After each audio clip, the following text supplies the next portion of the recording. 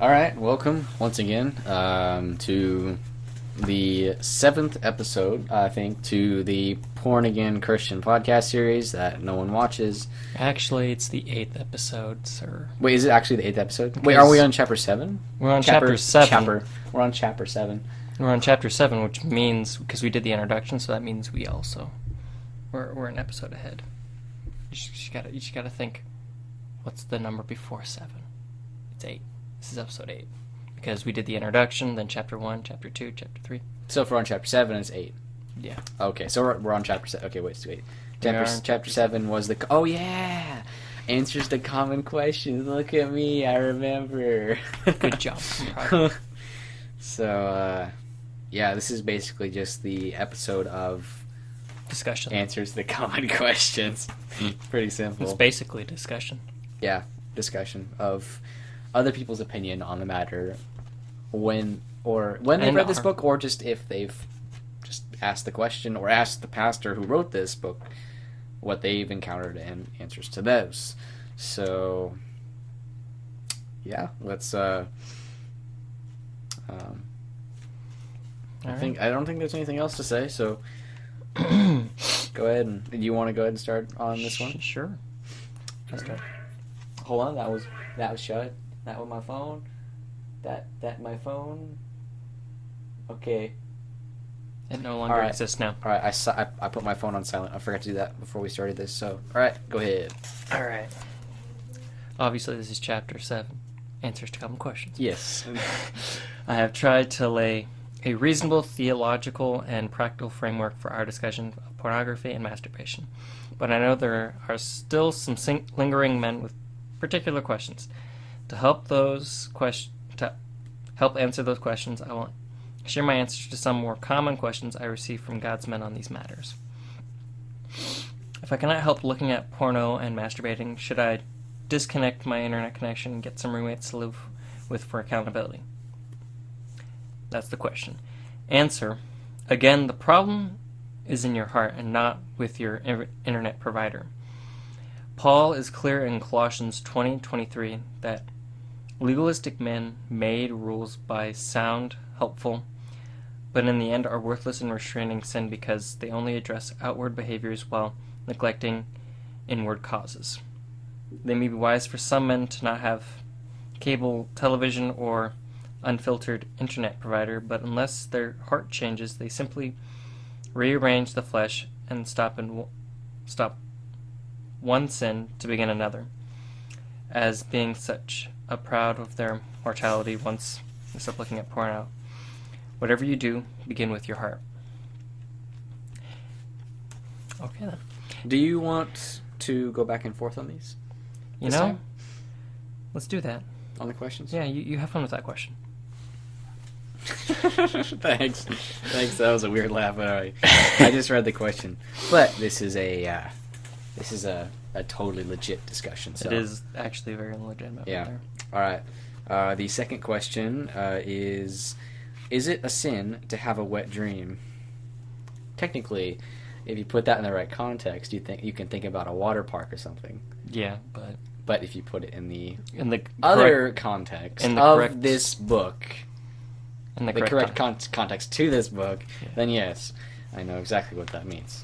But anyways, the answer: men who have erotic dreams must first be sure that they are not spending their days filling their minds with images that rattle around their imagination as they dream at night. They should also pray before they sleep each night that God will protect them from the enemy inside of them, their flesh, and the enemy outside of them, the devil. But if a man should have a wet dream, after taking precautions to not lust, there is little he can do to prevent this from happening. For some men, a wet dream is simply the body's way of relieving itself and may be little more than a natural biological function. Gosh, I'm not trying to laugh. I know it's just weird to say that, but I would say that personally for me, I'm not joking. This is probably one of the main reasons why I struggled with it is because I'm like going to bed. I would say I've had, I wouldn't say a wet dream because that would kind of make sense from a girl's perspective, but in the same context, yes, I have probably, that is what I've had to deal with, and I'm constantly still trying to, because it's hard to like, yeah, anyways, I don't know how come it happens, but it's difficult. Yeah, no, it's a day-to-day struggle, man. But like you said, it's the body's way. I mean, we're just... It is a body's way of doing things. Obviously, we're prone to sin, and look where we are. We're in a world that sucks. Obviously. So, we got Donald Trump. Okay, no politicians going around. Yeah, I know. But still, he's not a very nice guy. But still, okay, anyway. I'm done now. Okay. Question. Is it a sin to notice that a woman is beautiful? No. Genesis 12:10 through 14 says that Sarah was beautiful, and despite the fact that she was quite old. Some women are lovely, and to recognize this fact is in itself not a sin. However, recognizing a woman's beauty does become a sin when a man lusts after that beautiful woman and begins to undress her in his mind. Yep. It only gets bad if you start imagining all the naked parts. Now, after reading this book, it really makes... It's drilled into my head now that there is a line, and it's easy to not cross it. And it's super simple, yes. Noticing a woman that's beautiful, looks good, looks pretty. It's just...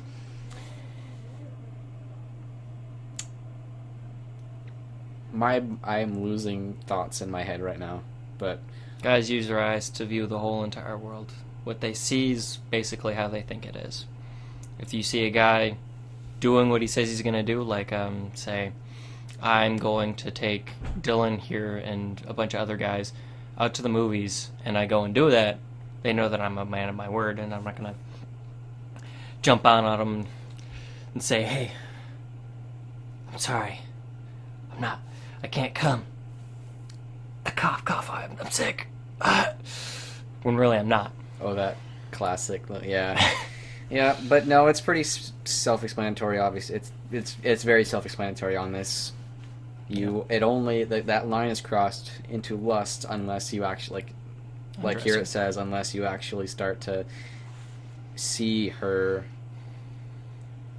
genitals or start to imagine them and use them for your own pleasure, instead of just seeing her as a human. Not a piece of meat. That makes I was just trying to find that analogy. Yeah. All right. The fourth question. Third? Yeah, 1, 2. Okay, yeah. No, fourth. Third. Wait. Let's wait. Fourth. Yeah, you're right. Okay, I was like, wait, you're which right. one did we leave off on? Okay. You're right. All right. What can I do to stop being sexually tempted? I'm sorry, bro, but that's not gonna happen because we're human. It's just we're guys. If I could just ask God to be like, hey, yo, you wanna just take me away, please? And God, just send me my lady right now, then I don't have to worry about lust anymore. If this is probably the desperate man's question. Yeah. Desperate. He's finally. He feels. If God, I think if God took away, or if God took away sexual temptation or any temptation in general, well, first of all, it takes the point away of. There's a reason that we struggle with this. There actually wasn't a reason for this. It's hard to see, hard to know, because obviously there's a plan, and it's really hard to. Obviously, he's not going to tell you straight on, like, hey, this is what you're going to do in life. It's just going to come on as you go, and you just have to have faith. Well, this is going on. I am losing my train of thought. But this question actually alludes to the Garden of Eden, when there was no sin. You were tempted, but you never sinned. Sin is basically giving into temptation and giving into the flesh, but and giving into lustful desires and other stupid things like getting fat and not doing anything and being lazy and just relying on the government and Obamacare and buying a Lamborghini and buying a Lamborghini. And it really all depends on just, are you caring more about the materialistic world? And you can't stop being tempted. Temptation will always be there. I could always be tempted to just not go to work and say, screw this, I don't want to do anything. But I go into work so I can make money. So then one day, when I have this beautiful setup, I can offer the one person that's going to spend the rest of her life with me a good life, and not just a life where she's going to be worrying all the time. But I would clap for you with that awesome, monologue you just did. Yeah, I know, right? But, it's good. Okay, so I didn't even read the answer. You read the question. Well, you I didn't read the answer, yeah. So what can I do to stop being sexually tempted? Answer: Hebrews 4:15 tells us that Jesus was tempted in every way as we are, yet he did not sin. Because Jesus was a fully human virgin male, he can safely assume that some of the temptations he faced were sexual in nature. But Jesus never gave into those temptations and is our sinless and perfect God. Amen. Thank you, Jesus. So, it is not a sin to be tempted, but it is a sin to give into temptation. We must accept that in a fallen and sinful world, we will continually face varying kinds of sexual temptation, but must learn, like Joseph, to run from it. And if you don't know the story of Joseph, go and read Genesis. I'm not telling you about it. That right there is probably the hardest. It does not just involve sexual temptation or sexuality. That is probably from a Christian standpoint, if you want to call it a religion. I don't have a religion. I say that I have a relationship with Jesus. Two different things. But if you want to put it as a religion standpoint from Christianity, that is probably the hardest, most difficult thing we all deal with every day. And that is probably the one thing that, yes, there's nothing that separates us from God, but technically it does if you don't do anything about it. So, go ahead and read the next question. 5 minutes later. At what age should a father speak to his son about these issues? Now, that's actually a pretty good, interesting question. A Christian father would be the first person to speak to his son about these issues. The best age to discuss these matters varies from son to son. But if a father is going to err, and he should err on the side of bringing up the matters too soon rather than too late, simply ensuring the lines of communications are open and honest between a son and a father is paramount. A father must vigilantly remain aware of the questions and curiosities of his son and speak with frank and masculine biblical wisdom like the dad in Proverbs. Lastly, a godly father should never shame or embarrass the son while speaking on the subject, but treat him as an emerging fellow man. As a general rule, since the average son would see his firstborn by the age of 11, by age 10, a father should start speaking with his son about sexual issues as the beginning point for an ongoing dialogue. This conversation needs to be ongoing and not a one-time event.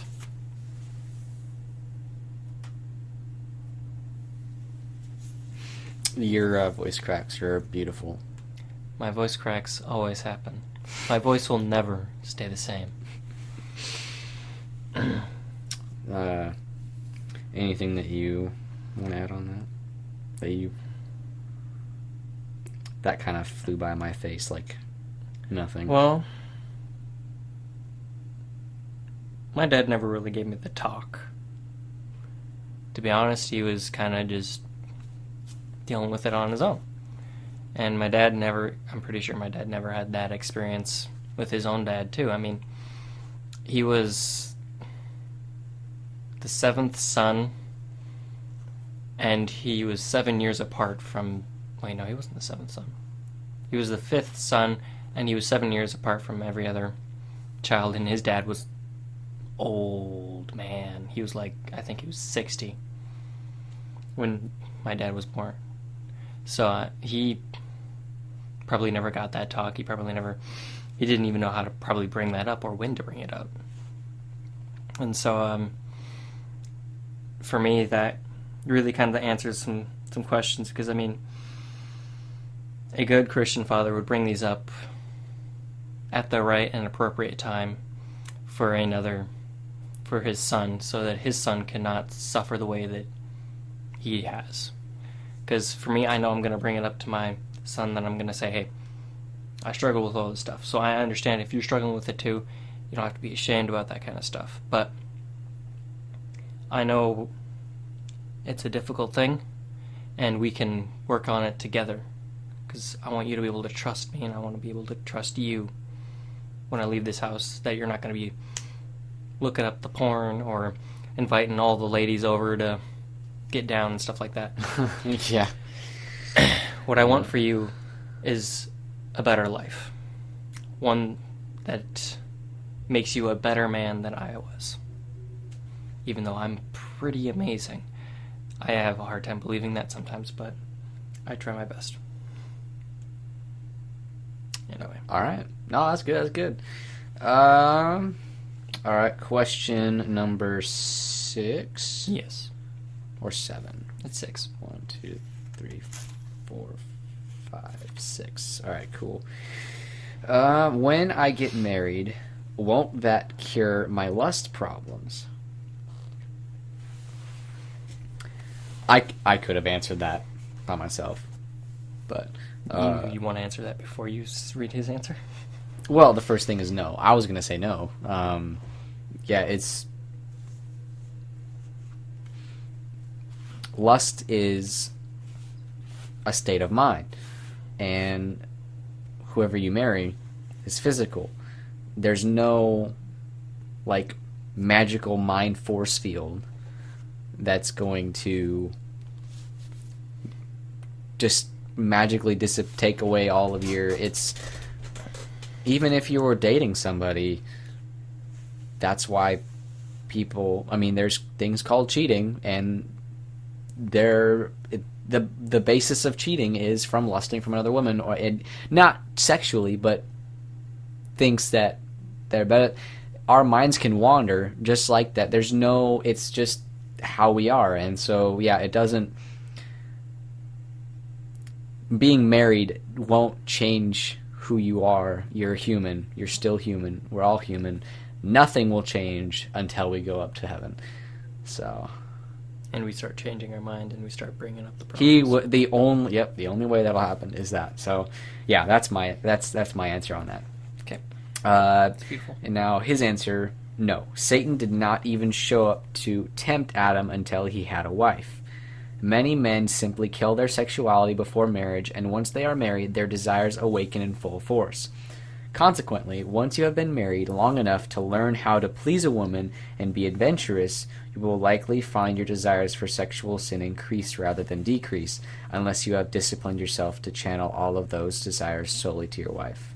Yeah, I agree. I definitely agree with that. Yeah. That definitely is a part of it. So, should I tell my wife if I look at pornography or masturbate? Yes. You're sinning. And your sin is affecting other aspects of your marriage and causing her to suffer, though she may not know why. Right now, your sin is growing because it is hiding in darkness. And by confessing it to her and asking for her forgiveness, you'll be bringing it to the light, where it can be forgiven and healed. When you do confess to your wife, please be careful not to blame her for your sin, but accept responsibility as the head of your house for your condition and the condition of your home. Bam. I want to say, if you ever are in your early ages and you're about to get married, bro, I tell you, even if you get in some kind of argument and you want to blame her, even if it's her fault, it's how women are. But never blame your wife for anything. No. Even if it is her fault, no. You do that, you're dead. Like, your name's just going to appear in the obituaries. Here's what's it's going to appear like an accident, because women, they can do this kind of stuff, man. They can. Son, I could tell you stories. we could sit down for a whole nother podcast series for that. I could give you a whole hour about what my friends would do to me. What they would do to a cheating guy if they ever blamed her for the problem. It would be like, oh boy. Yeah. Anyways, yeah. That just to throw that out there. I know that wasn't anything to do with what we were talking about, but yeah, no, that. Yep. Always, even if you there shouldn't be a reason, even if it is your, like you said, there shouldn't, even if it's your, that something like that, if you're lustful, that is all you. And so yeah, don't even think about it, because then just don't do it. Then you're dead anyway. So we're all dead. Yeah, basically. I'm very dead. But is that the last question? It is the last question. The last question from this chapter, surprisingly, and go for it. Yeah. Question number last. I don't remember, like 6. I think it's like 8 or 7. Isn't looking at porno and masturbating an acceptable alternative to adultery or divorce if sex with my wife is terrible, infrequent, and or unsatisfying? You're lusting. Okay. No. Immediate answer. You're lusting. Because that's what it is. Oh, we're breaking the mic in their ears, so it's fine now. But they need to know that. You're lusting. You can't. Okay. We'll read the answer. It's probably better than you're lusting. But yeah, no, you're doing it out of lust, so that's not okay, man. Answer. 1 Corinthians 11:7 says that your wife is a reflection of your leadership. If your sex life is not satisfying, then it is your responsibility whether or not it is entirely your fault, because you are the head of your wife. Ephesians 5:23. Therefore, rather than excusing your sin, Therefore, rather than excusing your sin, you should repent of your sin and the condition of your home, and seek counsel from your pastors and or professional Christian counselors on how to be about redemption, like Jesus, rather than blame shifting like Adam. Massive way to just burn Adam, man. Way to burn that dude, too. Technically, it was his fault, though, so he could deserve that. Well, I would say he deserves it, but still. All right, he gets what he gets. That was a very short but beautiful chapter. Yeah. That beautiful last question, though. Yeah, well, those were some good questions. And yeah, those are very common. So, we're getting very close. Chapter 8, and then... Chapter 8, and then just a lot of the appendix, actually. So, are we gonna read the appendix? Please tell me we're not gonna read the appendix. Why don't you want to read the appendix? Because you know what the appendix is? It's just a bunch of references to things in other books, which means we have to read those books then. And I don't want to read all those books. I don't think the appendix is really much of use either way. I never read the appendix, at least. To be honest, there's a lot more than I thought there was. Well, there's the biography of Mark Driscoll, who wrote this book. Read that if you want. Yeah, that's not very much. Anyways, okay. Well, that's 2 episodes away, so... thank you for joining this really quick answers to common questions. So, next episode will be Chapter 8, and that is pornography and the slippery slope of Ted Bundy. I have no idea who Ted Bundy is, but we'll find out. We could also just look that up. Yeah, I know, but I don't want to now because it'll spoiler alert for next episode. So, all right, thank you guys again for non-existent viewers, and until next time. Don't be Bill Clinton.